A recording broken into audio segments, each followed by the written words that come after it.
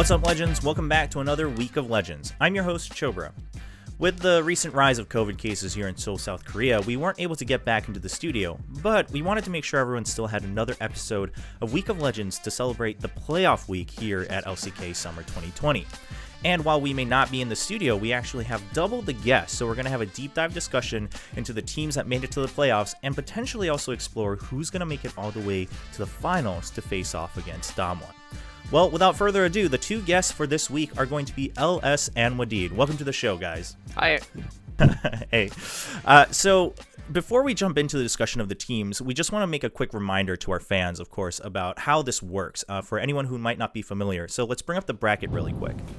The way the playoffs work here at LCK is it's going to be a gauntlet style. So teams have been seeded into their placements during the regular split, 5-1, and the winners will move on to the next match, where the previous or the next seed is going to be waiting. So as you can see on the brackets, Damwon was waiting all the way in the finals to see who makes it all the way through and challenges them for the final trophy of LCK Summer 2020.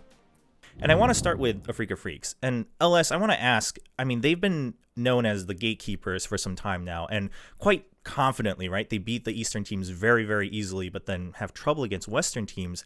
Do they even have a chance at challenging T1? I really don't think so. I think that no matter, I think no matter what, whichever mid laner for T1 plays is actually very problematic for Afreeca. And I think that in general, Afreeca is just too weak when the opposing team is actually full of star players or competent players that aren't like lost and helpless, which I think DRX, Gen.G, Damwon, all above them, I think are just actually, they have their own identity and they actually know what they want to do with it. Whereas teams on the east side are mostly lost or they're just weaker. Okay, so it's kind of a matter of just knowing what they want to do with the roster they have. I mean, Wadid, what about you? Do you think is it a matter of individual skill lacking on Afreeca Freecs, or is it more, like LS said, not knowing how to work as a team? They had like so many chances during the regular season to win against the Western teams, but like they always failed in a worst way. Like they always got solo killed, or so many accidents happened during the regular split. So like no one is expecting Afreeca Freecs to win against T1 right now. But I guess it's more about T1 itself, how they play against Afreeca Freecs and how to deal with them, and it's gonna matter more than Afreeca Freecs. Okay, you think it's the ball's more in T1's court. Well, we'll be talking about T1 a little bit. Of course, there's the big topic that everyone's talking about right now, the mid lane of T1. But before we jump forward to T1, LS, I mean, when it comes to Afreeca Freecs, then is it any one player that can help fix that a little bit? Is it a draft issue, or do you just think this team's like every match they look different and they're all over the place? I think Keen's affinity for like center champions in some of the recent matches is actually like really worrisome, but I think the only way Afreeca probably wins is if Keen probably pops off, because I feel like Mystic is very hit or miss, even though he is like an elite status AD carry. I think that the other roles and players are just they don't stack up against the top of the standing LCK teams. Wadid, what about you? I mean, do you agree? Because Mystic, of course, is kind of what where everyone looks, right? He's the kind of veteran CEO elite status AD carry on Afreeca Freecs. But do you agree that maybe Keen needs to be the carry if they want to have any chance here in the playoffs? Yeah, I mean, I don't want to see him dying 24/7 like last game, because like he was literally just dying randomly for no reason. He was not playing for team, so like it shouldn't be like that in playoffs at least, right? And I think they have not great chance in a mid jungle, right? So I think if they want to win, I think the super plays and the carry plays should be come out of like from Keen, in my opinion. I agree that, and then maybe they have chance right now, but we couldn't see that from Keen for a long time, so I'm not sure if it's gonna happen or no. Yeah, definitely been a bit more quiet than the expectations that everyone had coming into even just this year overall. I guess listening to you guys talk, it begs the question, and I'll hear Wadid's thoughts first. Wadid, do you think if the meta was back to more of a purely AD carry focused meta, do you think Afreeca Freecs would perform better as they just all in on Mystic, or do you think the same problems would still persist where as a team they're kind of floundering and not knowing what to do?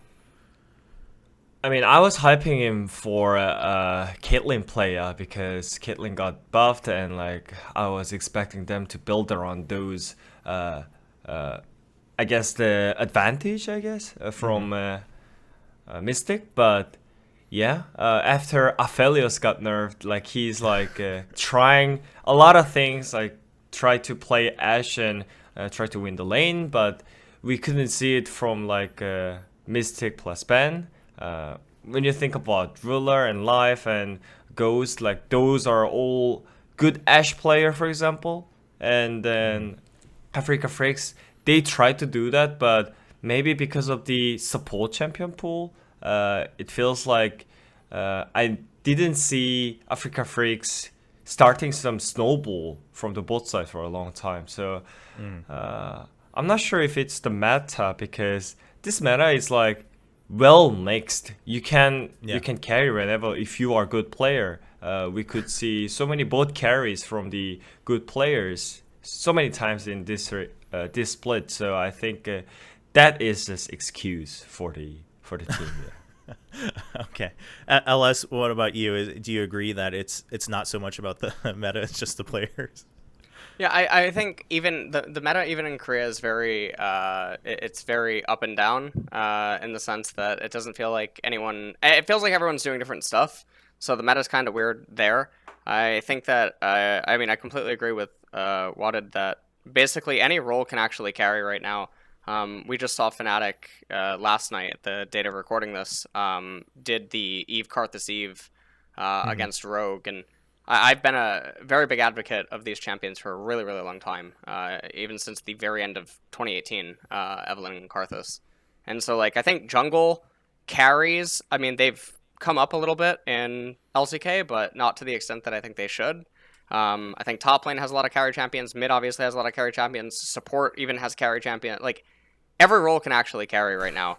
And I think that, like, for Mystic in particular, like, Caitlyn's probably the head of carry marksman right now, and you know Aphelios getting hit is kind of sad, and other strong marksmen like Senna probably won't help them, I would imagine. So I think Afreeca's in a kind of weird spot all around with champion picks that are available and that are strong. I don't feel like it fits them thematically. Okay, so we've kind of taking apart the status of Afreeca Freecs right now, and they'll be going up against T1. So before we talk about anything else on T1, let's address the elephant in the room, of course, the mid lane of T1. And to talk about that, I want to talk about the last match they had on Sunday night, of course, against DRX. And Wadid, you were commentating that match on the global broadcast. I know you mentioned during the cast, like, maybe there's a potential that the opponents also play a little differently when it's Faker versus Closer. Oh, yeah. Do you think that has an effect as well? I mean, I'm not sure about that because, like, Closer was doing great in laning phase and team fight, like both situations, right? And it shouldn't be like that. If you are playing against Closer, you play different. I mean, that doesn't make sense, Like, so I think it's about T1 who is like changing their play style when a different mid laner is in. So, I mean, yeah, that's the huge difference, I guess. Okay. I mean, LS, when you look at it from kind of a bigger picture, both the draft and like the movement around I can already see you kind of getting ready for your answer. What's your take? What's going on here? Well, so because of my schedule on the weekends, I haven't seen the series yet. Oh, okay. Oh, yeah. All right. That's just in general then. I mean, the changes we've seen from T1 as they began to struggle a little bit against these other teams, and then with Closer coming in and just having better scores, what are your initial thoughts? Is it just, kind of maybe the, less cooks in the kitchen with, Faker not being there in effort, kind of being the main voice, sometimes Cuz, as we've seen in some of the behind the scenes, or is it maybe the draft, like Wadid said? So I'm someone that advocates for not using conjecture to make statements about like players behind the scenes, because I think it can be very damaging. And as like a caster, stream personality, Twitter, whatever, I try to always err on the side of caution of making these comments, because I think they can be kind of weird unless there's something noticeable within the playstyle. And I think the only thing that we could probably safely assume from the playstyle, like all the stuff that Wadid already mentioned in regards to how the teammates seem to play, Closer seems to have a mind of his own inside of the game, which is why he's so proactive with a lot of plays and attempted plays that he tries to make and whatnot. At many, many points inside of the game, you can definitely see that he's thinking more so of what can I do rather than what should we all be doing. And one of the things that I imagine that could happen with a player of Faker's stature would be that anything that he says might overshadow other people's feelings or emotions in the moment, given that he's such a big name. So it could be weird having him in comms, but without mic checks, without actually being there, we can only go off of things that are actually happening, and so it's weird for me to comment. Yeah, I don't really know. Yeah, I think the point you bring up about Closer, at least we've seen on a surface level, right, is the plays he makes are always very selfish, not in a bad way, but like you said, it's about, can I make this play? Not so much, is this what the team should be doing? And that's why sometimes we've seen him go a little too deep, right? Make a little too many dives, but other times we've seen hero play highlights from Closer. So definitely a difference there. Then LS, when it comes to this matchup, T1 versus Afreeca Freecs, we already talked about Afreeca having some of this kind of identity concern, right? Not really having a team identity and strategy. For T1, is it just, as long as they don't make individual mistakes, they should be good? Or should they be focusing on a certain style that you think has a better chance of dismantling Afreeca? I think that if they just play their own game, they're gonna roll over Afreeca pretty much regardless. I feel like they're an unstoppable force, and Afreeca's a very movable object. So okay. Wadid, I mean, that's fine if that's how you see it. Wadid, what about you? Do you think it's pretty straightforward? Yeah, I mean, there is no doubt that T1 is gonna stomp Afreeca Freecs, but my question is, are they gonna give one more chance to Faker to prove himself again? Because maybe that game was just too harsh to judge Faker's performance. So I think it's up to T1, but it feels like it's not gonna happen most likely because of the performance.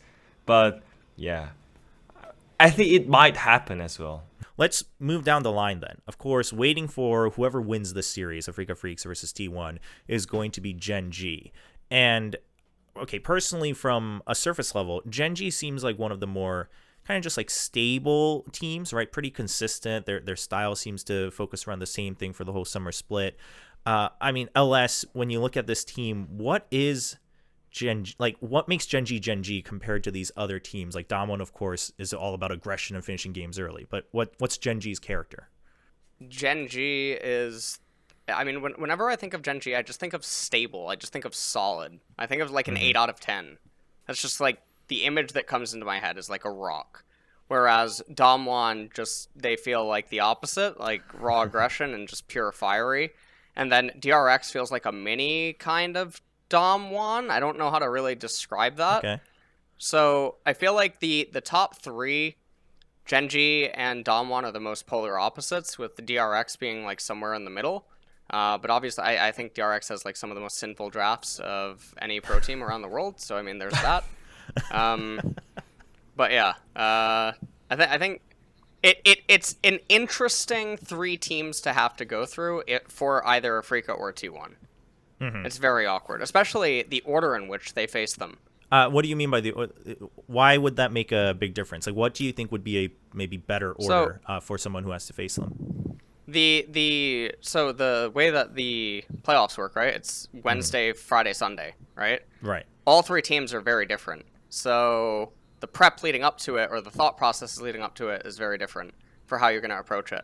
Going from Gen.G to DRX is really weird in terms of just play style and everything else, and then you have the 1 week off until you meet Damwon. who's Gotcha. the worst to run into for T1, you know? So, yeah. Yeah, I mean, Damwon, I think the worst for anyone right now to run into. They Yeah. seem just absolutely unbeatable. Wadid, when you look at Gen.G, I mean, is there any one player that you can point to and say, I mean, this is still kind of the foundation of that team, or would you agree that actually Gen.G, it's just about the whole 5-man roster that performs really well? I agree most of the part with the LS, and yeah, it feels like they are really stable, but especially their bot side, they are really adaptable. During like their top side is just being stabled and not getting killed randomly. Their bot lane actually with their strong abilities in the laning phase, like they are getting some random kills from lane. They always get advantage from lanes. So I think that makes Gen.G even stronger. And I feel like they are the best bot laners in LCK right now. So it feels like it's about them carrying or like snowballing from the lane and like how to like stop it. And it's up to T1's bot lane, and that is my worry, you know. Can they actually be fine in lane when effort was not like consistent? For example, like last match, like in game 1 he was fine, but in game 2 he was literally just running it down on mid lane with set support, and at game 3 he was carrying the game again. Like his consistency is always on point, right? So like I think if they can be fine in lane, at least go 50-50 in lane, it should be helping T1 a lot. But it feels like Gen.G right now, Ruler and Life is just way too stronger than any other bot laners in LCK right now. What do they do differently? I mean, is it just pure mechanical skill? Is it some type of synergy that they have as a bot lane duo?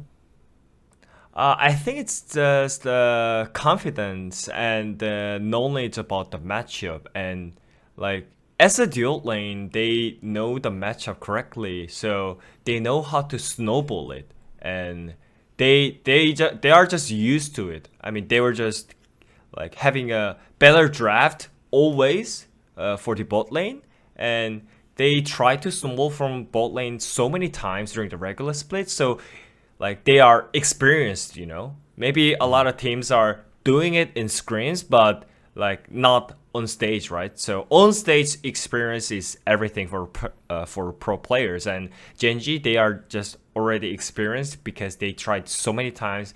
Yeah, there was some hiccups earlier in the split, but right now I think they are just fully evolved. LS, I mean, I want to talk about a different part of the map with you than when it comes to BDD, right? Obviously, BDD has been getting all the POG points for Gen.G and overall in the LCK. Now, it seems like these top mid laners in the LCK, I know you're not too happy about that, but you know, they actually all have a different color, right? Like Showmaker is about just jumping and getting the kills. He's about making those individual flashy plays. But then BDD consistently, I think, throughout the whole summer has made these team plays. Yes. And do you think that currently has kind of the best chance within the LCK of dominating these other teams? The BDD, I think, matches up against the Chovy, Closer, and Showmaker the best. All the other matchups are really volatile, but all 3 of them against BDD is fire versus ice, pretty much. I feel like BDD is so underappreciated as just a sturdy rock. Like when I refer to Gen.G being a rock, I literally mean in totality that they are a rock, but BDD just feels so resilient and unmoving almost inside of laning phase, and he can play such diverse champions as well as just approaches to the game out with such fluidness that it makes it very awkward. I know that I've molded many times over stream that I don't feel like BDD gets the credit that he deserves compared to some other players in the LCK, and it always just baffles me relative to his level of play. Yeah, I mean, that's true, right? We hear everyone talk about Showmaker. We've heard a lot of people talk about Chovy, obviously a Faker just with his history, and then now Closer. But then BDD, oftentimes, despite his POG points, like we don't really talk about BDD weird. too much individually. It's really weird, actually. Yeah. Yeah. Why do you guys think that is? I mean, Wadid, do you think it's just the style, or LS? You can go ahead. So I have a really out there idea. I think Okay. no. So some of the things is I guess BDD's very sturdy, right? When you think of how he wins or how he does things, very rarely are there actually like pog plays that come out from him. He mostly does like expected plays, and he actually just executes on them very well and clean, or he punishes the donk plays of the opponents, which is another way that he ends up winning. But when you're known for punishing plays rather than just forcing them and stepping on someone, there's less highlight there. I don't know if it's because of the way the highlights are, but another thing that I've talked about a lot over the years is actually ID. And I bring this all the way back to like StarCraft and other esports, where ID can actually do something, I think, for players. BDD is not like the most exciting name to say. It doesn't really feel like it sticks or that it catches and stuff. And I actually wonder if, no, I'm being dead serious. I wonder if that I know. Yeah, causes I mean that's true. issues for him. I actually true. wonder if he name changed, would he have more success? As weird as that sounds, because it's just not a comfortable name to look at, and it's not a comfortable name to say. And I think that for Western audiences, that stuff actually does matter. And for branding. So what name do you recommend for BDD then? Like have no idea. Blade Sword or something, like Blade Demon King or whatever. Do you know I named Deft? Wait, you named Deft? I named Deft. Oh yeah, really? Yeah, Really? yeah, I named Deft. Yeah. I've named a few pro players. Yeah. Oh, so Wow. you're good at naming. Yeah, I guess. Okay. So you should we'll have give to- some. Yeah. I Yeah, don't know. give BDD. We'll have to make sure LS gives BDD a new name. I agree though. I mean, you think about all the big names we talk about. Obviously, they're good. It's not that they're not good and they just suddenly get up there with their name, but Yeah. it's all names that flow off the tongue, right? Like Faker, Showmaker, Chovy. I mean, even back in the day, Insec, things like that. Yeah. Okay, Wadid. I mean, what about you? Other like, do you agree that if BDD changed his name, then he'd be a bit more popular? I mean, I was thinking that is just nice joke, but when I'm thinking right now, then actually it does make sense, because when you compare to Chovy, it's like so much better to cast as well, you know, Yep. and express how good is that player. Like just extend his name like Chovy or something, Yes, you know. yes, But yes. BDD is like BDD, whoo, and it's done, you know. So maybe, I mean, seriously, he's right. You Yeah, know, the yeah. branding is a thing for a pro players, and like we are sports like athlete, right? Yeah, So yeah. I think that makes sense, and that matters actually. Okay, so then I have to ask a question. If us three were in the LCK, who would have the most popular worthy name? LS, Wadid, and Chobra. What do you guys think? LS, you can vote for yourself if you really believe it. I think with Western audiences, I would have it. I don't know about Eastern. Because okay. both, yeah. both of your IDs sound Eastern. So that's why. Yeah, that's true. Yeah. Okay. Yeah. I see what you're trying to say here. All right. Yeah. I see where this is going. Wadid, you agree? LS is Yeah, I LS is the best 100% name. agree. Okay. All right. Well, so we've talked about what's in a name for the players, for especially for BDD. We'll keep a tab on that. It'd be interesting to see if he changes the name next year and suddenly he just like skyrockets in should. popularity. He really should change his name. All right, we'll have to make sure that we have a petition for that among the fans. Let's bring it back to the playoffs then. We've talked a little bit about Gen.G, and as we go down, actually what I want to do is kind of get your predictions, right, step by step. So let's start back at step one. Match one, it's going to be Afreeca Freecs versus T1. And for this one, because it's the first match, I want a score prediction from you guys, if you don't mind. So in a best of three, LS, we'll start with you. Who's winning and with what score? Between T1 and Afreeca. T1 2-0. T1 2-0, and Wadid? Yeah. T1 2-0. T1 2-0. All right. And then now that we've discussed a little bit about Gen.G, assuming T1 moves on, who's winning and with what score? And now we got to remember it's a best of 5. If the score's a little hard, I think just giving your reasoning would be good enough. So I'm So I would go with 3-1 T1, and that's only because I don't give them credit to win enough drafts or to come out with big enough draft hedges. So the Okay. the one loss we'll go with that one. All right. No, that's okay. Okay. That's a very specific reason. Wadid, what There you about go. you? T1 versus Gen.G. 3-1 for Gen.G, I think. Because of their bot lane mainly. I mean, when I watch their games, like the way how they snowball from the bot lane is just amazing. And they actually crashed Damwon Gaming so many times because of their bot lane. So, I mean, I cannot like be like, oh yeah, I mean, they'll be fine because T1 has Teddy and effort, but they're not consistent, you know. So, yeah, I mean, I put It's Gen.G. it is so weird that like more and more as the summer went on, the only names we talk about are like top, mid, some jungle, and then Ruler and Life are like the only bot lane that consistently come up as a separate Oh name. yeah. And I mean, it's not that there aren't other good like bot lanes though, right? In terms Right. of AD carry or support. I mean, LS. Who else would you mention if we were only to talk about bot lanes? Like who else would be at the top alongside Ruler and Life? Like you can mention Ghost and Barrel. Like when I think of Ghost and Barrel, I think Oh, of you ever think of Mortal Kombat Noob Saibot? What they did with him in one of the editions? You ever played Mortal Kombat? Nope. you're All way right. beyond me now. Okay. Well, they actually made him two characters. He was one character and then he became two, Okay. and they did different things, but their identity is one, right? So Gotcha. Ghost is so good at doing what he does and living on his island as an AD carry with the champions that he's able to get away with doing that with, that Barrel's been unlocked in a way. But they're okay. still a pair in that sense. Right. Okay. Barrel can be so everywhere else because Ghost is maintaining harmony down in bottom lane on his own accord. But I still think of them as a duo in that regard because not many duos can do that. Right. So I it's agree. sort of like a, you know, or how about here? I'll give you a Yone. Okay. All right. Yone Yeah. This E, we can you get. know when he tethers. There you go. There it is. It's the tether. All right. There you go. Wadid, what about you from especially a support player's perspective? I mean, who are some of the other, whether it's just AD carry, supports, or duos that you would bring up against Ruler and Life?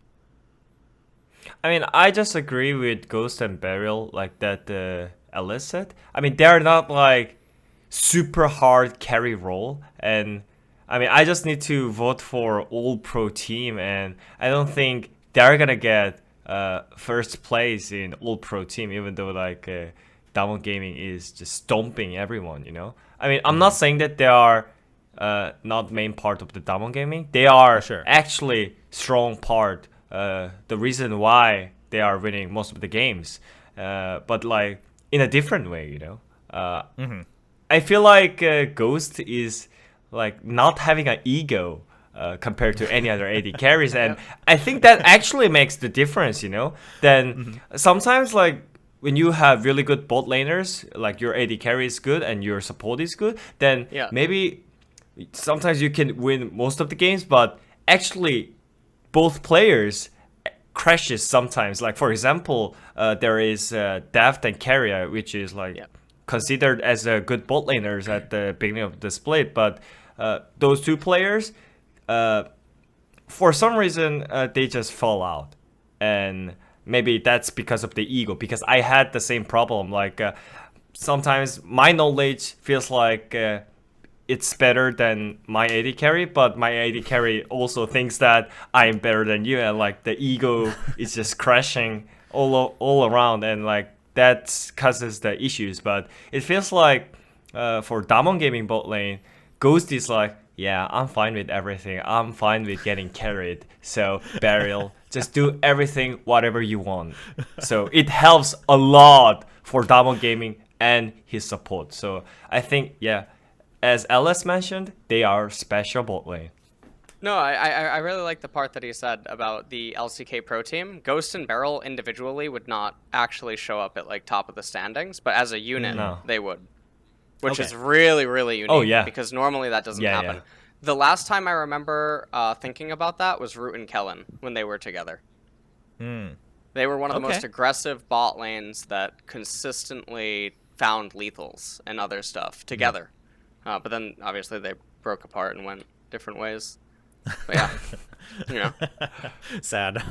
Then next up is going to be DRX. And I know you guys had different predictions in terms of the Gen.G match, so we'll just talk about DRX separately for now. DRX, LS, I want to bring it back to you. Earlier you said they're kind of like a different version of Damwon in terms of his style. Do you want to expand on that a little bit?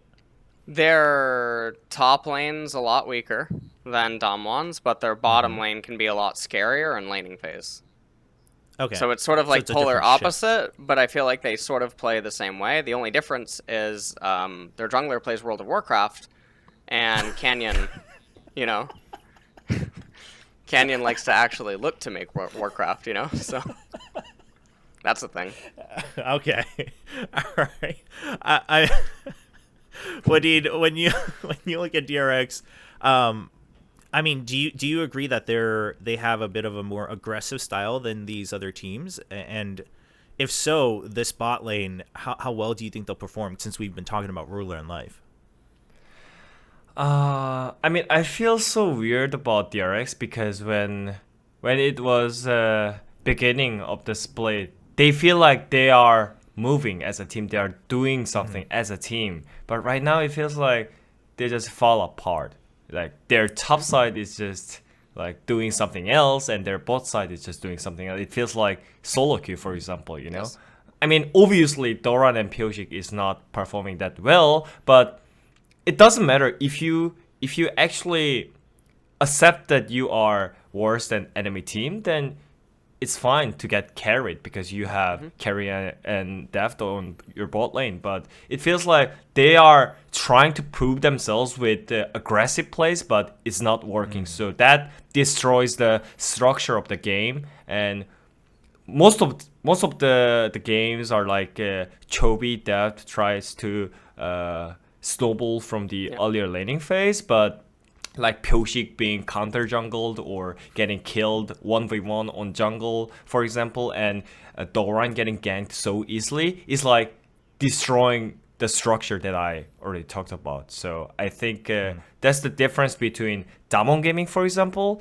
As we mentioned, Ghost and Burial, they are happy to get carried. They accept that they are just like getting carried, you know, and they don't care. So that's the difference. Okay, maybe a little bit of kind of self-proving that's going on within DRX. Of course, one thing that I think anyone who's been following the DRX games can bring a point to is their draft. And I know, LS, you brought it up earlier. I mean, can we chalk it up to just experimentation, since they had a good start to the summer and they're just trying different things? Or do you think there's something weird going on in terms of how the players and the team overall are comprehending what the draft should look like? This is like a weird topic because I know, like, I've been talking about this so much in the West for so long, and I did a Euphoria episode on it about drafting. I also had a video with the Magic World Champion, PVDDR, and Matthew Folks, who's one of the top limited players in the world. Drafting isn't a concept that MOBA players understand. Drafting comes from TCGs. And when people draft team comps in League of Legends, they view it from the lens of like their own individual champions rather than like how an RTS player would view it. So I feel like the cohesiveness and the color identity of a lot of team comps are very off, and they're not adjusted well, and when they choose to slot in certain champions at different phases in the draft, there's not a purpose to slot them in at that point relative to what information it like gives over to the opponent. When I watch DRX, they seem like they just haphazardly draft like solo QS team comps. They draft for like Lane Kingdom, but Lane Kingdom doesn't necessarily win you a game. In fact, it often doesn't. And then when they fall behind, they have like very little insurance policies, or they rely on like Chovy to 1v9. And I don't know where these draft ideologies stem from, because I know that there was the interview with Deft, where he actually referenced like scaling team comps, or like what I would call blue. And like, yet all they do is draft red, or like all in aggressive, peaks at 2 items, falls off a cliff. And it's just really, really strange. I don't know where it comes from, but drafting's a very weird, convoluted topic in LoL right now. I mean, I think DRX in general, they are really good at pick up some meta picks, new picks. I think they're not afraid to try new things. That's a good part. But the thing is, I don't think they are good at balancing those things. Like, for example, if you have late game mid lane champion, then you should have some early game from your bot laner. But they feel like if they want to look for early game, then they just only focus on early game. So they just have tunnel vision. And when they want to have late game team comp, they only focus on late game team comp. And that makes game really difficult. So then you need some unique plays from the individual players, more than team synergy. So I think if DRX finds out the balance between those, I think they can be a lot stronger. But like as we saw, like they are just picking so many new champions, so many new play styles at the same time, so that confuses the players as well. So yeah. If they could stop prioritizing Baron over Souls, that'd be really great too. that'd be really good. I know if you're they could talking just about stop that. Yeah. Even like over the weekend. I don't know like how many different types of games like you can actually cross the parallel over, but if you have Soul, the EV to get Baron just goes up so much. EV being like expected value. It's a poker term. Like you should not be able to lose Baron with Soul. So you could just get it for free immediately after, like 99 out of 100 times, right? So, or if you have Soul and they contest Baron, you can win. But if you have Baron and then they get Soul, or you have Baron and then you're fighting into Soul, it's not a higher chance to win. It doesn't make any sense. Yeah, I think it's maybe partially just this kind of old habit, right? Where Baron, in the old days used to just be like, that's it. Like Baron's the end game. But ever since, the dragon changes, now we're seeing more and more that, like you said, Soul. And then, of course, even once Elder comes out, like Elder's the end game on top of Soul. So that shift, like you said, doesn't seem to have really come through yet for all the LCK teams, at least. So hopefully we'll see that kind of ironed out. But you brought up something interesting, Wadid, that you said, they tunnel vision, right? So if it's early game, etc. So I'm trying my best to stay away from talking too much about Damwon because, if we did, like, they would just dominate every conversation right now in the LCK. But Damwon has been, for one, like, ending games very, very early, and they seem to go with these very, very aggressive compositions. But would you say that's a matter of them just playing better, or are their comps still more well-rounded? I mean, their comps are just so balanced. Like, they love to play Kassadin, but it seems like Kassadin is just looking like early game pick because they are playing Kassadin, So I think they just know how to just snowball in the early game. So the pick doesn't matter, it seems like. And like just easy example, when they play Ashe Pantheon on the bot lane, they pick up some scaling mid lane, for example, Kassadin. So that helps like to release the pressure to the bot lane as well, we have to snowball fast enough, otherwise we're gonna lose the game. But it doesn't matter, like I have Kassadin, so I need to just earn some time for him to like reach to the late game. But like during that, just Damwon gaming getting a lot of kills, like they're not reaching to the late game most of the times. But yeah, I mean, they have the balance, they have the great like ban pick setups from Zephyr as well. So I think it's just well balanced, well mixed, I would say. I mean, LS, when you look at the drafts overall from all the LCK teams, then would you say that Damwon right now seems to have some of the best drafts? And then within the playoffs, I mean, are all the other teams still more stable than DRX when it comes to drafting? I think Gen.G and Damwon have the best drafts right now for all the playoff teams. Damwon is on the more aggressive side of things, whereas Gen.G still is definitely on the more defensive, even when they pick like early game champions. And like to compound onto what Wadid was saying, Damwon, when they pick champions that are intended to do certain things, they do it better than any other team right now in LCK. Twisted Fate comes to mind immediately. like Destiny Gate opportunities when they pull waves, as Nuguri and whatnot. Barrel basically being free from bot lane makes the top side a 4v3 instead of a 3v3. They set up Requiems really well. Like they actively seek these lethals, whereas like another team might play Karthus and they play no rush 20, and it's like they never use Requiem. They never try to get their opponent low enough, playing with that excess damage from Karthus like in their back pocket, and it's just really weird. It's just very gross, and so Damwon seems to be the best at that, and then Gen.G seem to be the best at like waiting and persevering to punish. So those two are the most interesting. So then when it comes to DRX, right, who's currently sitting in the second seed, so they'll be waiting in the semifinals here for the LCK Summer Gauntlet.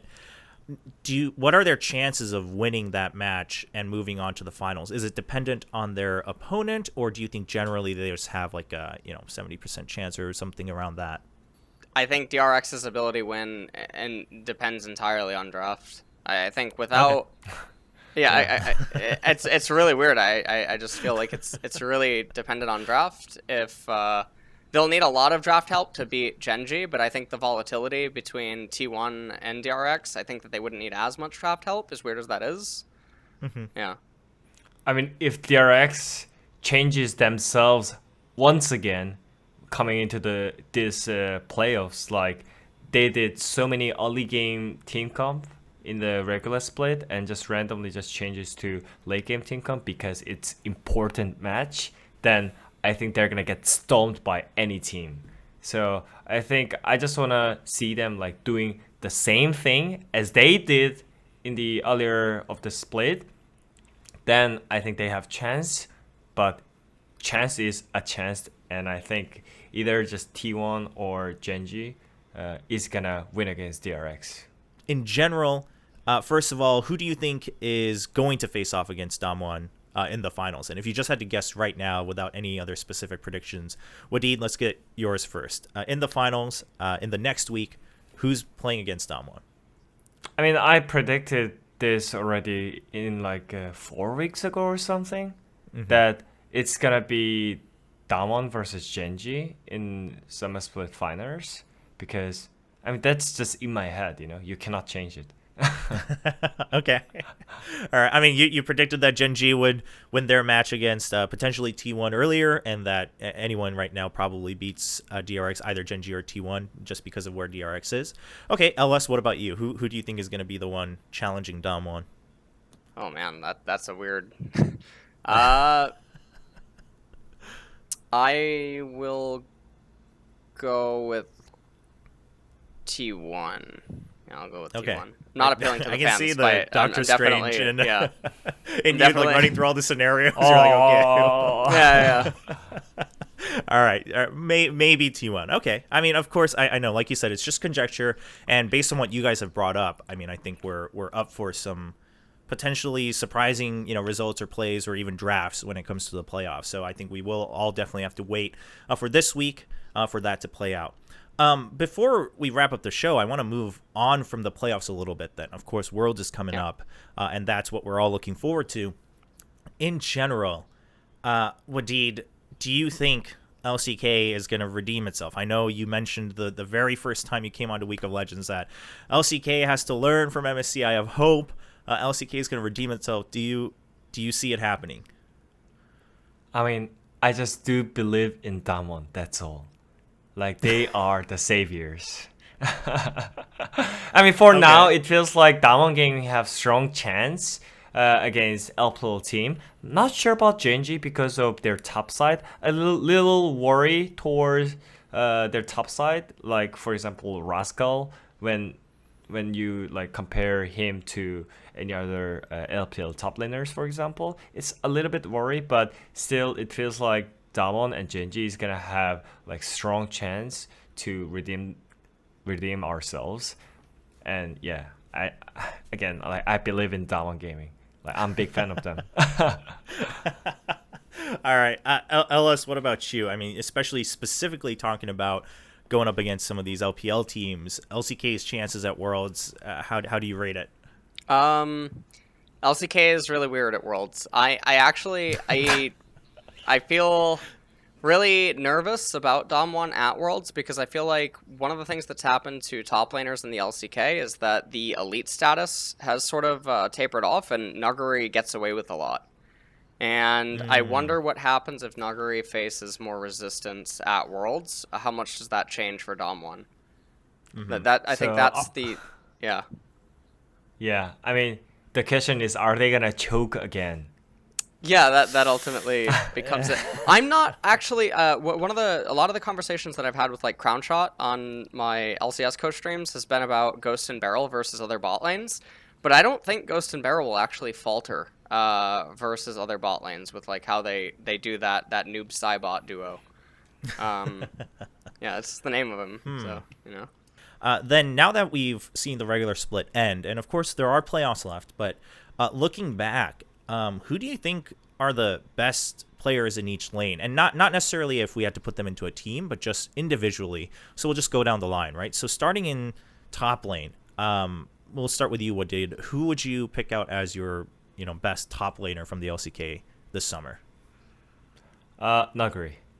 I was considering Kana before, but Nuguri won against Kana, so I will pick Nuguri. Oh, that's just it. What was your consideration before that for Kana then? I mean, he was carrying most of the games when T1 was winning, and POG points, POG ranking is telling that it is true, and it's really weird that he's getting a lot of solo kills, but at the same time, he's not dying many times individually. So it was kind of similar with Nuguri, right? Nuguri is also improved, like he's not dying randomly anymore, and he's also really doing great job in laning phase. The stats never lies, but like I was wondering what happens if they play against each other. And Nuguri, like he still showed up like the macro knowledge against Kana last time when they play against T1 recently. So I put more points on Nuguri for now. Okay. LS, what about you for top lane? Chovy played top those few games, right? Yikes. Still on that train. Here we go.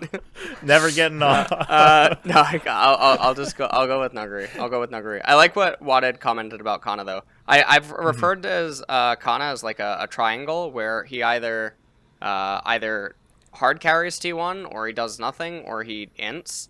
But like in a very consistent way. Like obviously every player can do that, right? But his level of consistency with all three of the points is really bizarre.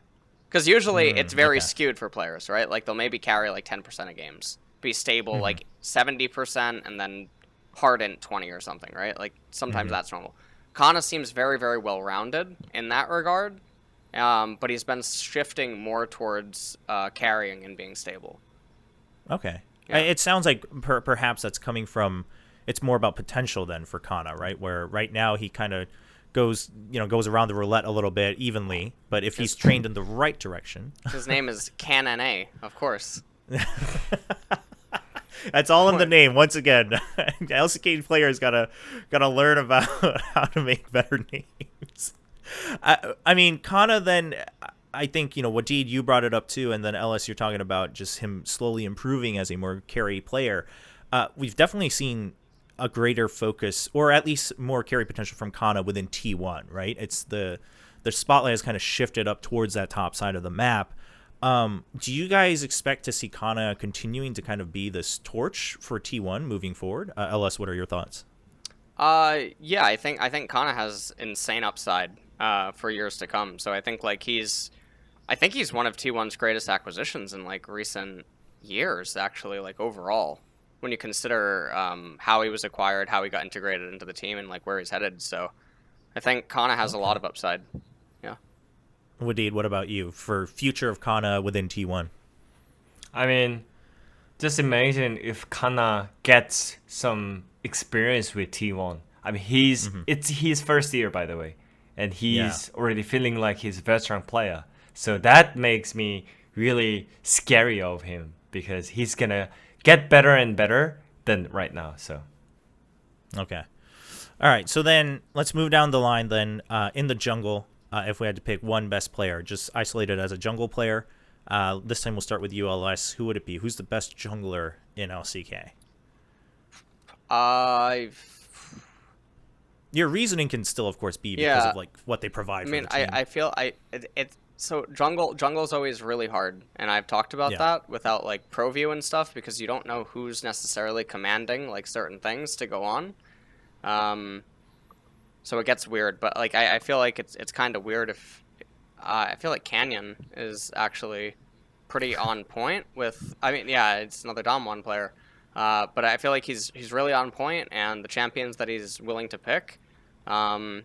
If we were we're going like jungler that helps their team the most or something like that, then I think like you have an argument for like Spirit or something. Okay. And what he's able to offer his team. But you're talking more about a player now rather than someone's proficiency or prowess at jungle.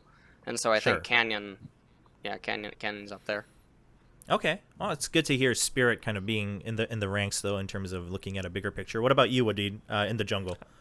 I mean, it's really not. It's really hard to not pick up Canyon here. You know, like it's just way too obvious because I mean, jungle and support is just known as tools, right, for the laners, and if he won the regular split, then they are the best tools. So yeah, Canyon deserves it. All right, that's fair. Moving down into the mid lane, we'll go down the line. We'll go with Wadid because I think we all know where LS is going to put his vote. Wadid, who's your favorite mid laner or best mid laner of LCK Summer? Showmaker. I knew it. And LS? I think it's Showmaker. Okay. I think the unfortunate thing is that Chovy is shackled by his jungler and just the team's problems. I think Chovy would have higher upside. I think if like, not to say like if Chovy was on Damwon that things could change, but I think that Chovy's like Chovy's like ice and Showmaker's like fire, but I think that Chovy's a lot more malleable in games and in spots, and I think that if situations were different, Chovy could be scarier. Okay. Yeah, but he's just not. I mean, he's sleeping on on DRX, you know? He's shackled. All right. Then in the bottom lane, start with the AD carry. LS, what about you? Who's the best AD carry of LCK Summer? Ooh, I feel like this one's probably the toughest, actually. I think it might be aiming. Aiming, okay. Oh wow. Yeah, all right. It might be aiming. I know that's probably not an expected one. Mystic is way too much like a wave in the middle of the ocean, and it's just so up and down. Teddy's obviously always really consistent. Teddy's very solid and stuff, but Teddy's also had like some lackluster stuff that it's like resident sleeper. And it just kind of feels bad, but sometimes it's more so like the draft is making it that way, or like the stuff going on inside of the games. Ruler, I think, is very solid, but I feel like aiming has struggled by far the hardest with the worst pieces, and yet still shined. Yeah, it reminds me of Teddy on Jin, actually. Oh yeah, I was just about to say. It's like it reminds me of somebody in the past. Yeah. Okay. What about you for AD carry? For me, it's Ruler because I mean I just put more points on him because he was leading the meta.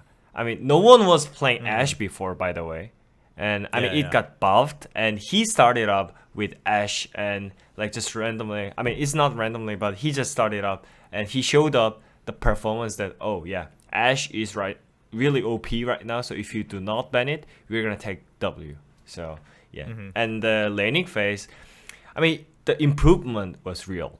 Ruler at the beginning of the split, he was not consistent. He was getting caught in the very important moment. Like he was just he just got caught so many times. But this time around, I mean, he didn't get caught, and his landing phase is just so improved. So I mean, I just want to put more points on Ruler because of that.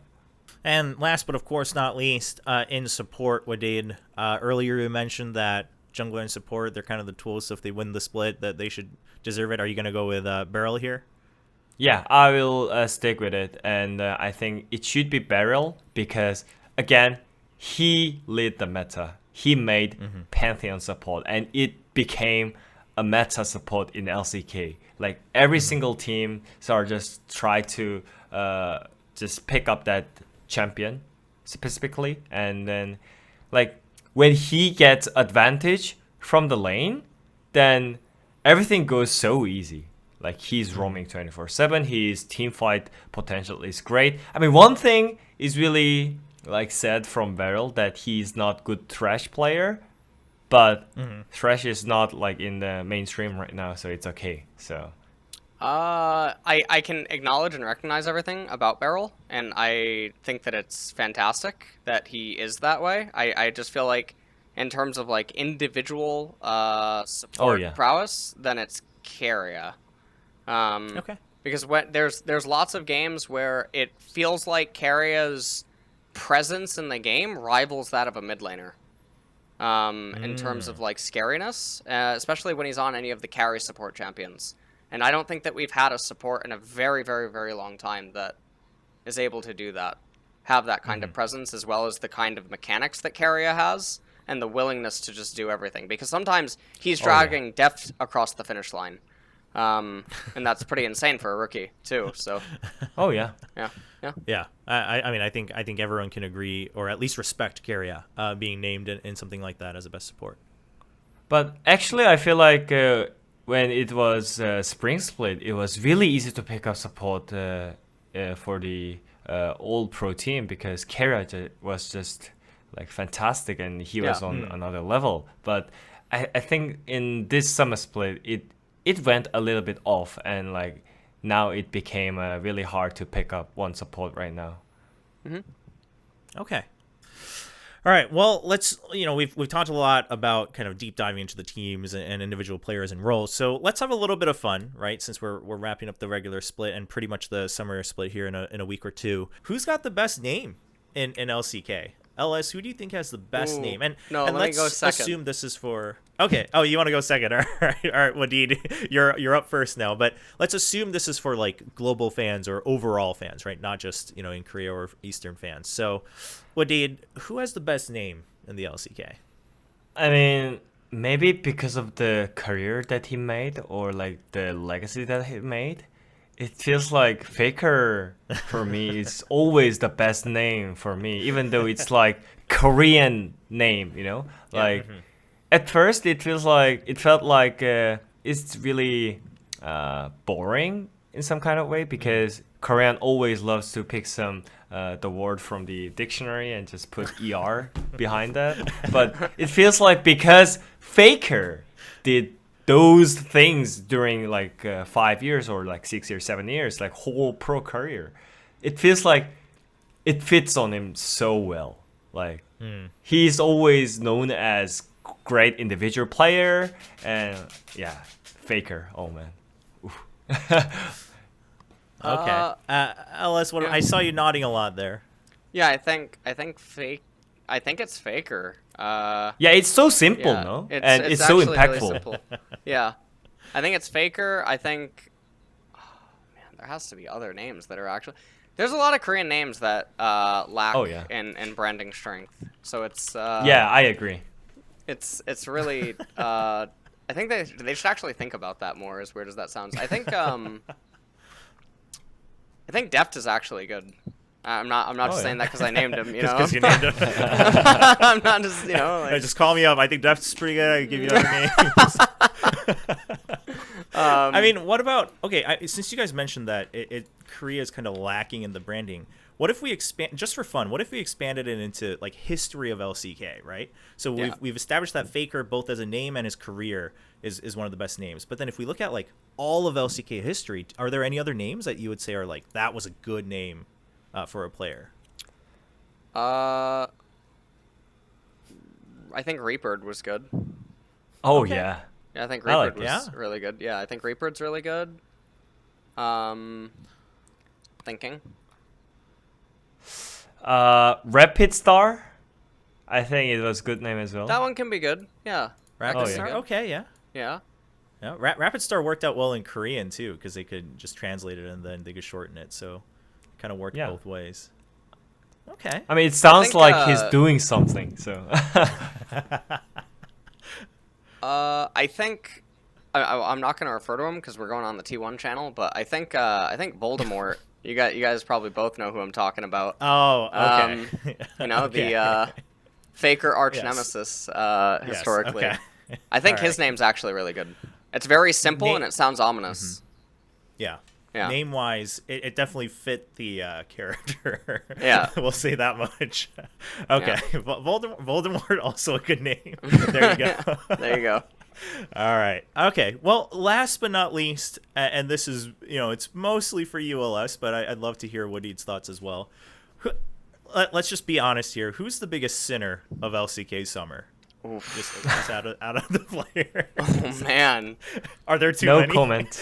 No comment. Yeah, no comment. No Too comment. many.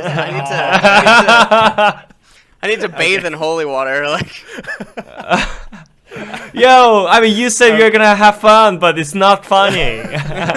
Okay, that's true. That's true. I mean, it's not funny. I was just wondering, but there were a lot of moments, and of course, I mean, we talk about it. It's more about talking about comparing it to the ideal scenario, right? If they make it work, they make it work. If they win, W is W. But I just wanted to get your reactions, and I can see that it's as violent as I expected it to be. All right. Well, we looking back, I think one takeaway that I've had. Khan I was mean, a good even name. last doing. Khan Oh, was a good okay. name. Yeah. Okay. You were still thinking about that. Yeah. Khan. Okay. Yeah. All right. That's fair. There you go. Even last week, talking with Brendan Valdez, I think one thing we came to conclusion was it was a good summer, though, right? LCK seems to have transformed quite a bit in terms of overall meta. There was definitely more excitement, and like even just the fact that you guys, when we're talking about playoffs, are like, hey, it's not just like a given, right? We can still see some of these changes. It's very dependent. So from a fan's perspective, I think a lot of people have something to look forward to, and then at least Damwon, hopefully they win. They're winning summer and they move right to Worlds and they're able to kind of carry the torch for LCK at Worlds. I think that'd be exciting. So I mean, thank you so much for both of you guys. It was a great discussion diving into the playoff teams.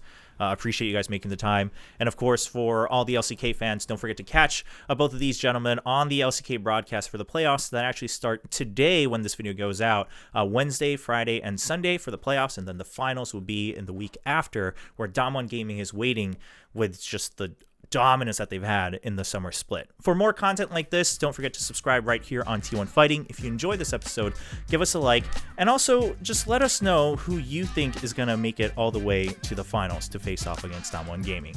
And with that, have a legendary week.